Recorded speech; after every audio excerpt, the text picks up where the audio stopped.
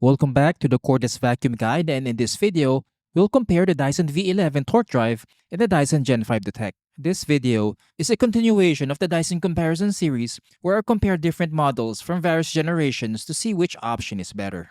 I've spent hours testing these products in different aspects like cleaning performance, runtime, noise, and filtration, so let's dive right in. First, let's compare the designs of the V11 and Gen5 Detect. On the surface level, there isn't much difference. The V11 and Gen5 Detect use horizontally aligned dustbins, which Dyson introduced in the V10. Both had the same capacity at 0.77 liters and the same trombone-style hygienic system that helps push dirt out.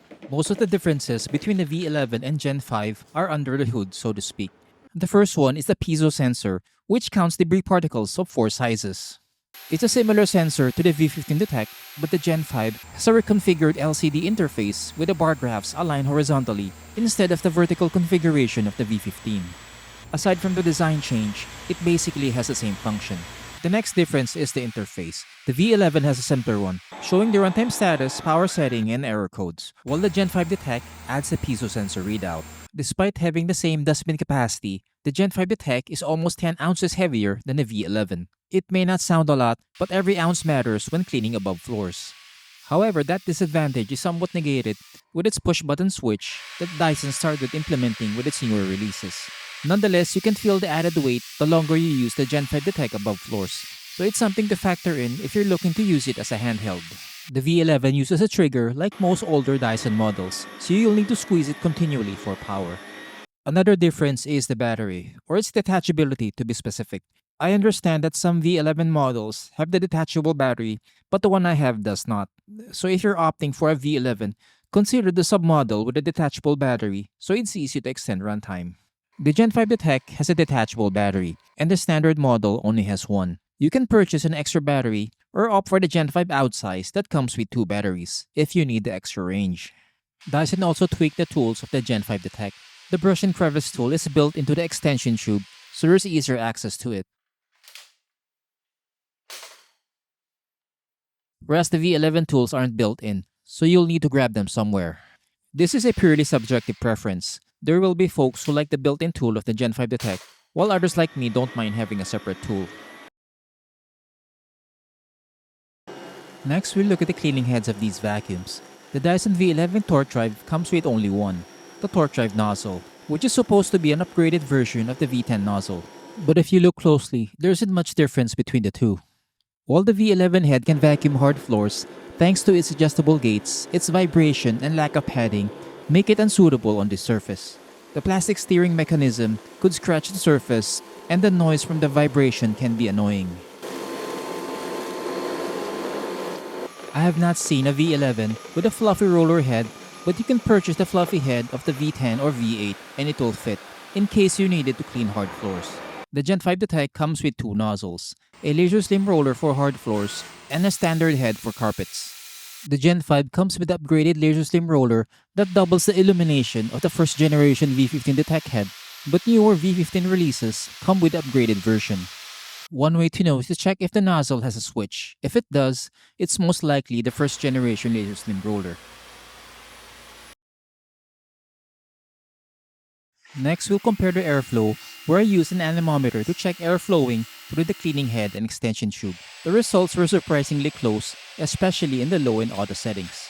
However, the Gen5 Detect was better in the max setting, exceeding 76 CFM with the extension tube and over 62 CFM with the cleaning nozzle, which is over 10 CFM more than the V11.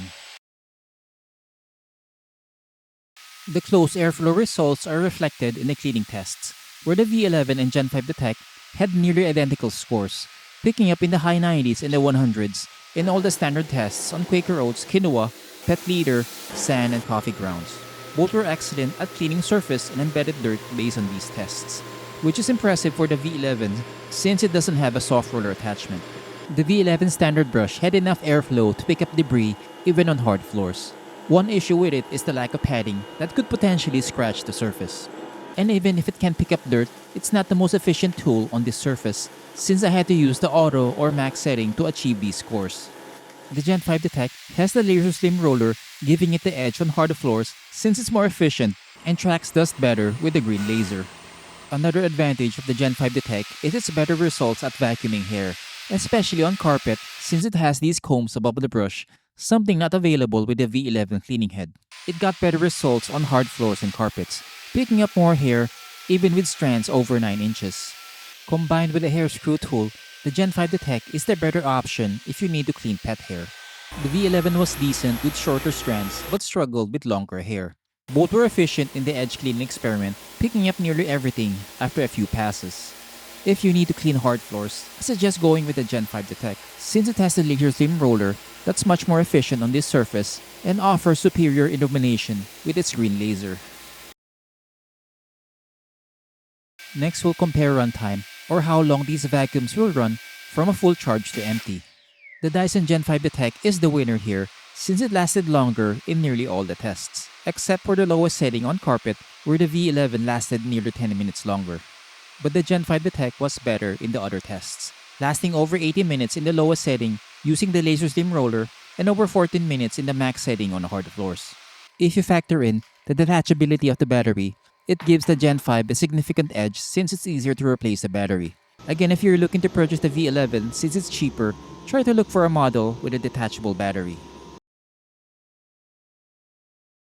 Lastly, for the tests, we'll look at the noise levels where I use a sound meter to check the loudness of these vacuums. The Gen 5 Detect is the noisier option, exceeding 70 decibels in the lowest and auto settings and was over 80 decibels in the max setting. There's no way around this since most high airflow stick vacuums will be noisy. So which option is better?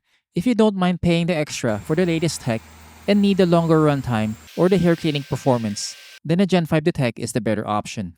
One way to save is to wait for sale season when prices drop. If it's not on sale, I wouldn't buy a high-priced cordless vacuum like this.